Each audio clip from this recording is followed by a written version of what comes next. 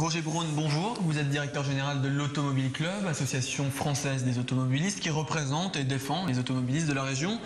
Le prix de l'essence bat des records ces jours-ci avec en moyenne 1,37 € le litre de diesel et 1,51 € le litre de sans-plomb. Pourtant, malgré les prix, la consommation reste stable. Les automobilistes alsaciens ne se battent donc pas. Est-ce qu'ils ont baissé les bras ?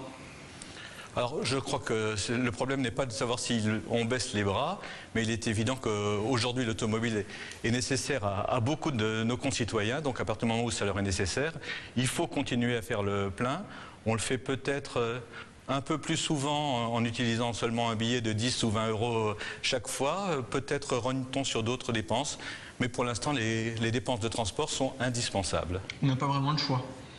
On n'a pas vraiment le choix, on n'a pas le choix, et qui plus est, il n'y a aucune certitude que ça baisse de façon forte dans l'avenir, sauf si l'État acceptait de faire un effort dans le sens des automobilistes en baissant un petit peu ces taxes qui sont beaucoup trop élevées.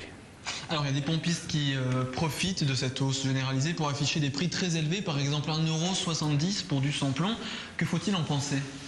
Alors, il est vrai qu'il y a des vraies variations entre les stations-service. Moi, ce que je dirais simplement, c'est que les automobilistes ont à faire des comparaisons. Ils peuvent le faire sur le terrain, ils peuvent le faire sur Internet, puisqu'il y a de nombreux sites, dont celui de l'Automobile Club, sur lesquels on peut avoir les prix au jour le jour. Le gouvernement a annoncé que des enquêtes seraient diligentées pour vérifier que les pompistes n'exagéraient pas. Il y a également des enquêtes à faire auprès des compagnies pétrolières. Mais dans l'intervalle, à court terme, ça ne va pas être une solution pour l'automobiliste qui a plutôt, d'une part, à comparer, d'autre part, peut-être à changer un petit peu sa façon de conduire. Alors, c'est-à-dire, quels conseils donner aux automobilistes alsaciens ? Mais déjà, pour commencer, on peut imaginer de pratiquer un peu ce qu'on appelle l'éco-conduite. Alors, l'éco-conduite, ça ne veut pas dire simplement ralentir. Ça veut dire adopter une conduite préventive, regarder loin, éviter de changer en permanence de rapport de vitesse, éviter surtout de freiner, ne pas surcharger son véhicule si on n'en a pas besoin, ne pas utiliser des accessoires électriques s'ils ne sont pas indispensables. Bref, avec l'ensemble de ces conseils et des formations, le cas échéant, on peut baisser de 15-20% la consommation de carburant. Et ça, c'est très important. Alors aujourd'hui, est-ce que ça vaut le coup d'aller acheter son essence en Allemagne ou en Suisse ? Malheureusement non. J'ai comparé aujourd'hui par exemple entre Strasbourg et Kehl. Il y a une différence mais qui est en faveur de la France. En Allemagne, c'est plusieurs centimes de plus que l'on paye aussi bien le gasoil que le Super 98. Les Allemands viennent en France pour se ravitailler ?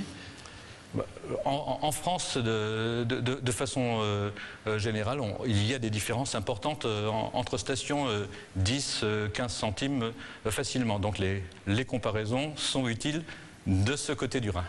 Alors l'État doit-il intervenir dans cette histoire en baissant par exemple les taxes, comme vous l'avez proposé tout à l'heure ? Il faut savoir que le carburant est taxé à un niveau incroyable. 130% actuellement pour le super et tout de même 90% de taxes sur le gasoil.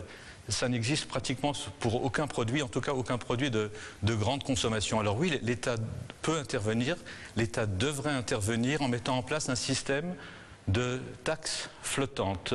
Sans rentrer dans les détails, c'est un système qui a fonctionné et qui fait en sorte que lorsque le prix augmente, comme l'État gagne un petit peu plus grâce à la TVA, qui elle-même augmente, que la TIPP, la taxe sur les produits pétroliers, elle baisse. Aujourd'hui, il faut savoir que si, sur une année complète, le carburant augmente de 10 centimes, l'État gagne près d'1 milliard d'euros supplémentaires.